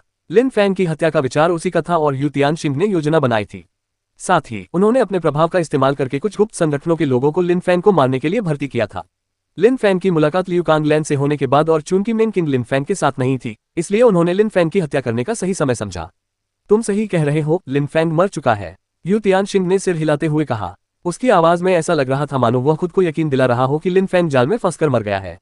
उसी क्षण दूर से उन्हें कुछ कदमों की आहट सुनाई दी, जिससे यू तियानचेन की धड़कन तेज हो गई। उसने पीछे मुड़कर देखा तो कोई पूरी गति से उनकी ओर आ रहा था। क्या लिन फैंग मर चुका है? यू तियानचेन ने खड़े होते हुए पूछा। उस व्यक्ति ने अपना सिर उठाया, यू तियानचेन की ओर देखा जो बेहद अधीर लग रही थी, और उसके चेहरे के भाव एकदम सख्त हो गए। वह कुछ बोलने से डर रहा था। जब यू तियानचेन ने अपने वार्ताकार की चुप्पी देखी तो उसे एक अशुभ संकेत मिला और वह चिल्लाया, मैंने तुमसे एक सवाल पूछा था। मास्टर यू, लिन फैंग अभी मरा नहीं है, वो बच निकला है लेकिन बुरी तरह घायल है।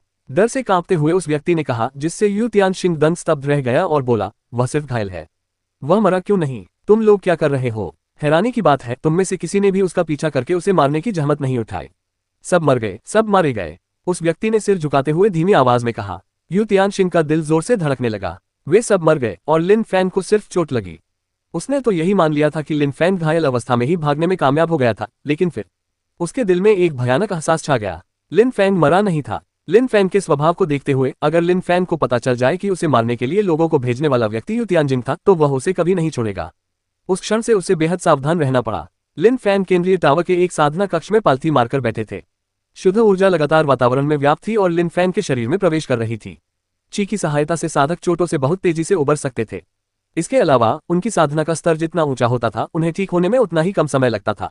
साधना के उच्च स्तर पर पहुंचने के बाद यदि किसी साधक का हाथ कट भी जाए तो भी वह पर्याप्त समय में उसे ठीक कर सकता था। यहाँ तक कि कुछ अफवाहें ये भी थी कि यदि सम्राट मरना भी चाहे तो जब तक उनका हरण पूरी तरह से नष्ट न हो जाए वे पुनर्जीवित हो जाएंगे। लिन फैंग बुरी तरह घायल हो गया था, लेकिन पृथ्वी आयाम में प्रवेश करने के बाद हालात बदल गए थे। उसकी मांसपेशियां मजबूत हो गई थी और वह बहुत तेजी से ठीक हो सकता था।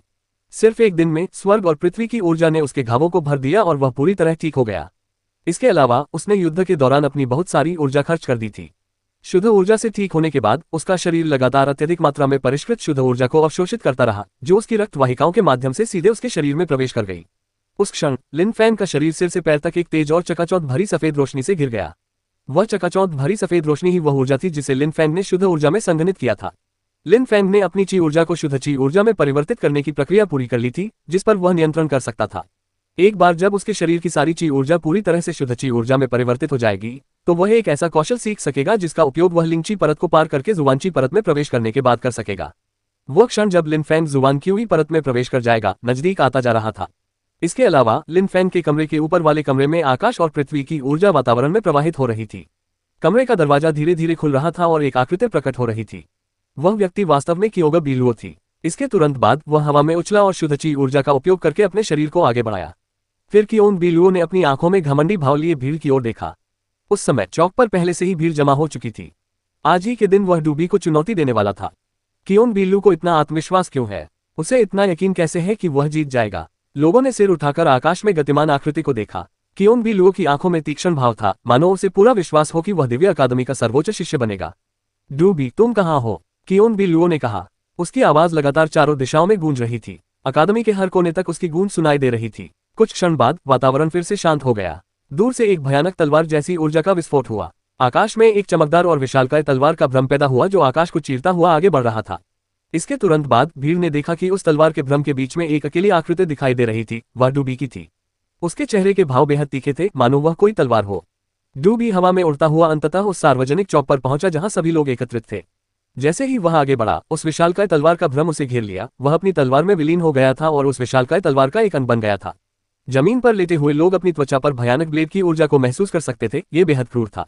ऐसा लगता है कि यह लड़ाई असाधारण होने वाली है। भीड़ में मौजूद हर कोई लड़ाई देखने के लिए बेताब दिख रहा था। कियोगा बिलुओ घमंडी और अपनी क्षमताओं पर आश्वस्त थी, वहीं डूबी फुर्तीली, उग्र और बेहद आक्रामक थी। ये लड़ाई निश्चित रूप से जानलेवा होने वाली थी।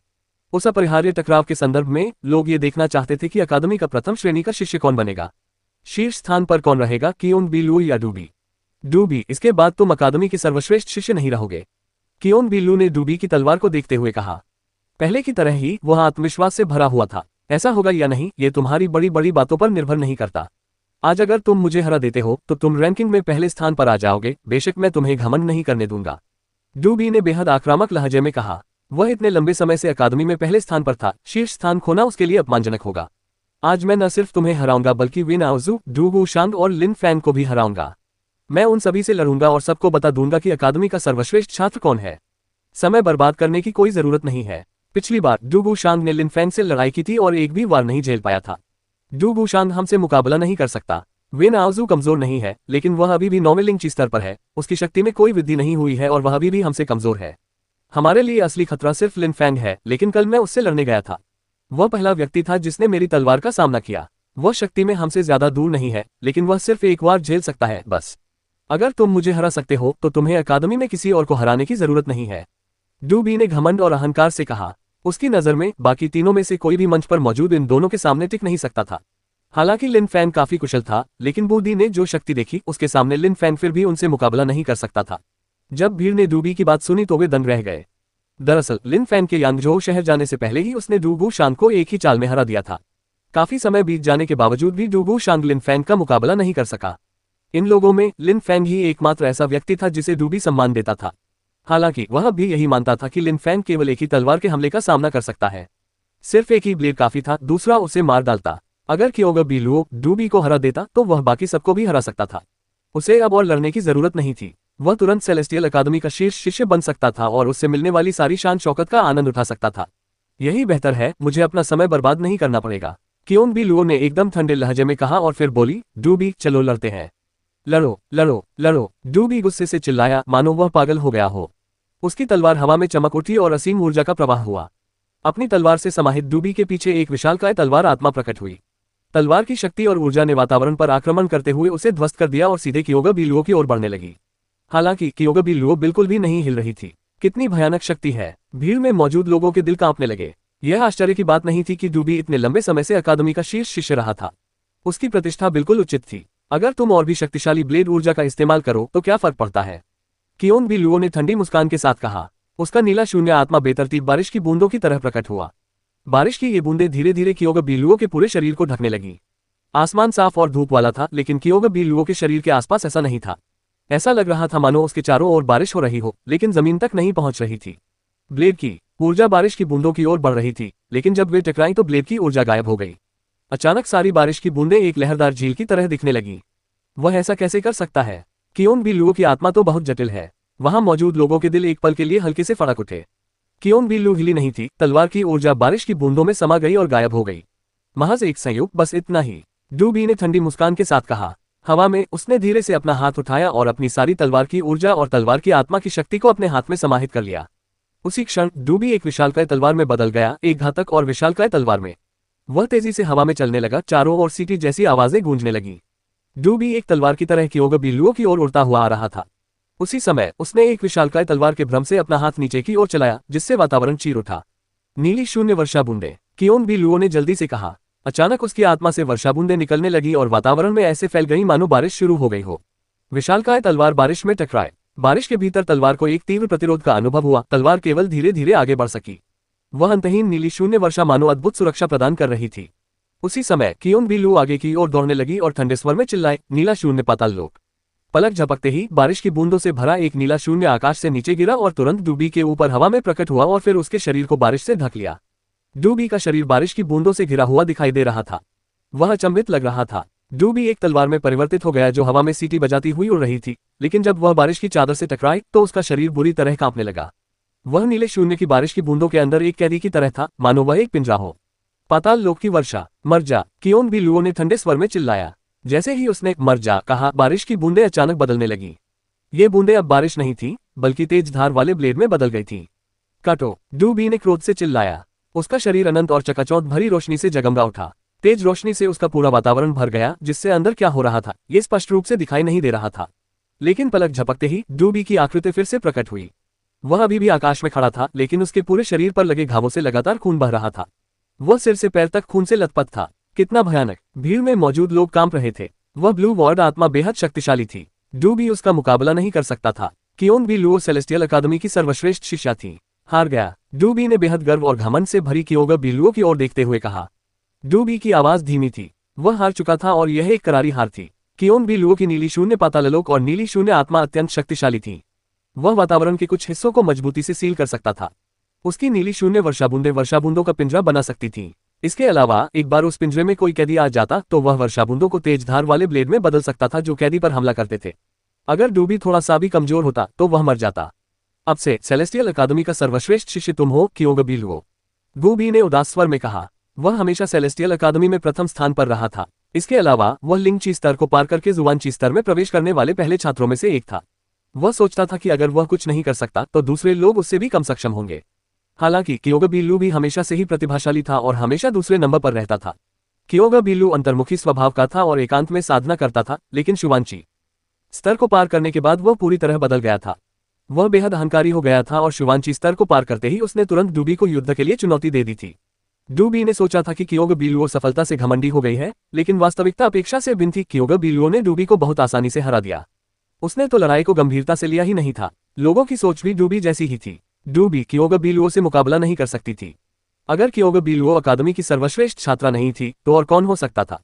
वे नाओजू, डू बूशांग, लिन फैंग, वे कहाँ हैं? कियोन बी लुओ ने ठंडे और घमंडी लहजे में जमीन पर मौजूद भीड़ की ओर देखते हुए कहा। अगर ये लोग आए होते तो कियोन बी लुओ को उनसे लड़ने में कोई आपत्ति नहीं होती। ये लोगों को अपनी ताकत दिखाने का उसका एक तरीका होता। लेकिन किसी ने जवाब नहीं दिया। डू बूशांग तो लिन फैंग के एक हमले का भी सामना नहीं कर सका, तो उसमें लड़ने की हिम्मत कैसे हुई? वे नाओजू तो गई ही नहीं। लिन फैंग अभी भी अपने साधना कक्ष में ही था। ये सब बिल्कुल महत्वहीन लोग हैं। जैसा कि उम्मीद थी, डूबी को छोड़कर बाकी सब मुझसे मुकाबला भी नहीं कर सकते। ये सब छोटे छोटे कीड़े हैं, इनका कोई मूल्य नहीं। कियोन बी लुओ ने अन्य शक्तिशाली शिष्यों का अपमान करने के बाद वहां से जाना शुरू किया। कुछ ही क्षणों में उसकी आकृति भीड़ की दृष्टि से ओझल हो गई। लुप्त होती आकृति को देखते हुए लोगों की आंखें चमक रही थीं। शाही शहर सचमुच जीवंत और चहल पहल से भरा हुआ था। भले ही कियोगा बी लुओ ने अभी अभी जुबान की हुई स्तर को पार किया था, लेकिन अपनी असाधारण शक्ति के बल पर वह निश्चित रूप से 8 उच्च अधिकारियों को टक्कर दे सकता था। अंत में एक ऐसा व्यक्ति भी था जो स्वर्गीय अकादमी के 8 उच्च अधिकारियों जितना ही राक्षसी था। लुप्त होती आकृति को देखते हुए डूबी की आंखों में निराशा छा गई। वे दोनों जुबानची स्तर के थे। इसके अलावा डूबी ने कियोगा बी लुओ से पहले जुबानची स्तर को पार कर लिया था, लेकिन फिर भी उन दोनों के बीच बहुत बड़ा अंतर था। कियोगा बी लुओ असाधारण रूप से शक्तिशाली थी। कियोन बी लुओ की आध्यात्मिक शक्ति ने उसे युद्ध में जबरदस्त बढ़त दिलाई, यह एक नजर में ही स्पष्ट हो गया था। डूबी की तलवार की शक्ति भी अत्यंत प्रबल थी, लेकिन कियोन बी लुओ की शक्ति ने उसे इतनी आसानी से वश में कर लिया कि उसे अपनी तलवार की शक्ति का उपयोग करने का अवसर ही नहीं मिला। उसी क्षण वातावरण में एक गड़गड़ाहट की आवाज गूंजी और सन्नाटा टूट गया। लोगों ने केवल इतना देखा कि साधना टावर का एक कमरा खुल गया। तुरंत बाद एक सुंदर युवक प्रकट हुआ। उन्होंने एक लंबा सफेद चांद पाव पहना हुआ था। उनके बाल हवा में लहरा रहे थे। उनकी आंखों में गहन, गंभीर और गर्व का भाव झलक रहा था। लिन फैंग। भीड़ अचंभित रह गई। लिन फैंग साधना कक्ष से बाहर आ गया था, ठीक उसी समय जब कियोन बी लुओ वहां से निकली थी। क्या उसने जानबूझकर ऐसा किया? भीड़ ने सोचा। कियोगा बी लुओ ने लिन फैंग और अन्य लोगों को चुनौती दी थी। यह असंभव था कि लिन फैंग को खबर न मिली हो, लेकिन वह प्रकट नहीं हुआ। क्या ऐसा हो सकता है कि उसने कियोगा बी लुओ के जाने का इंतजार किया हो और फिर बाहर आया हो, मानो वह कियोगा बी लुओ से बचना चाहता हो? लेकिन भीड़ समझ सकती थी कि लिन फैंग कियोगा बी लुओ से क्यों बचना चाहता था। लिन फैंग के पास केवल लिंगची स्तर की शक्ति थी। जुबानची स्तर के साधक से लड़ना आत्महत्या के समान होता। कियोगा बी लुओ बेहद शक्तिशाली थी, यह एक सच्चाई थी। लिन फैंग ने डूबी पर दबाव बनाना शुरू कर दिया था, जो अपने आप में काफी प्रभावशाली था। जब लिन फैंग अपने साधना कक्ष से बाहर आया तो उसने भी अपने चारों ओर जमा भीड़ को देखा। वह आश्चर्यचकित हुए बिना नहीं रह सका। हालांकि उसने भीड़ को अनदेखा किया और जाने लगा। रुको रुको। उसी क्षण वातावरण में एक आवाज सुनाई दी जिसने लिन फैंग को रोक दिया। तुम्हें क्या लगता है तलवार और ब्लेड की आत्माएं कितनी शक्तिशाली होती है? डू बी ने पूछा। उसकी आत्मा ब्लेड की आत्मा थी और लिन फैंग तलवार का अभ्यासी था। एक हद तक वे दोनों एक ही श्रेणी के अभ्यासी थे। बेशक ये तो केवल डू बी की राय थी। हालांकि लिन फैंग तलवारबाजी का अभ्यास करता था, लेकिन उसके पास तलवार की आत्मा नहीं थी। बिल्कुल, लिन फैंग ने बिना सिर घुमाए जवाब दिया। तो फिर कियोगा बी लुओ ने मुझे इतनी आसानी से क्यों हरा दिया? मेरे पास तो जीतने का जरा सा भी मौका नहीं था। डू बी ने लिन फैंग से पूछा, लेकिन ऐसा लग रहा था जैसे वह खुद से ही सवाल कर रहा हो। तलवारों पर उसका भरोसा डगमगा गया था। लड़ाई के परिणाम चाहे जो भी हो, ताकत का संबंध केवल हौसले से नहीं होता। अगर कियोगा बी लुओ ने तुम्हें हराया है तो ये सिर्फ तुम्हारे हौसले की वजह से नहीं है। दृढ़ संकल्प और कौशल भी लड़ाई जीतने के लिए महत्वपूर्ण है। लिन फैंग ने उदासीनता से कहा। आत्मा किसी भी युद्ध के प्रवाह को प्रभावित करने वाले कारकों में से एकमात्र थी। यह इस बात का पुनर्तः सूचक नहीं थी कि युद्ध कौन जीतेगा।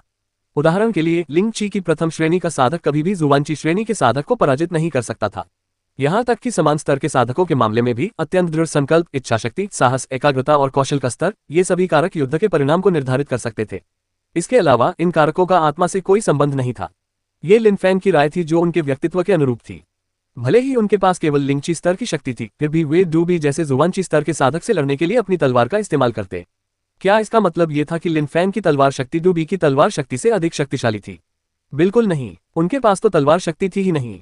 आपका मतलब यह है कि मैं एक व्यक्ति के रूप में कियोगबी लुओ का मुकाबला नहीं कर सकता और इसका हमारी आत्माओं से कोई लेना देना नहीं है। डू बी की आवाज थोड़ी ठंडी थी और लिन फैंग के शरीर के चारों ओर एक तलवार जैसी ऊर्जा तैरने लगी। वह लिन फैंग से ये सवाल सिर्फ इसलिए पूछ रहा था क्योंकि उसे खुद पर और अपनी आत्मा पर शक था। इसके अलावा वह कियोगबी लुओ से हार चुका था, लेकिन लिन फैंग के मुंह से ऐसे शब्द सुनना उसे बर्दाश्त नहीं हो रहा था। तुमने मुझसे पूछा और मैंने तुम्हें अपना जवाब दे दिया। मैं तुम्हें अपने अनुभव के आधार पर बता रहा हूँ। डू बी के गुस्से को देखकर लिन फैंग ने कहा। लिन फैंग ने डू बी की बातों का खंडन नहीं किया, बल्कि उसकी आवाज और भी ठंडी होती चली गई। डू बी को कियोगबी लुओ ने हरा दिया था और वह लिन फैंग का इस्तेमाल अपना गुस्सा निकालने के लिए कर रहा था। क्या वह उसे अपनी इच्छानुसार अपमानित और धमका सकता था?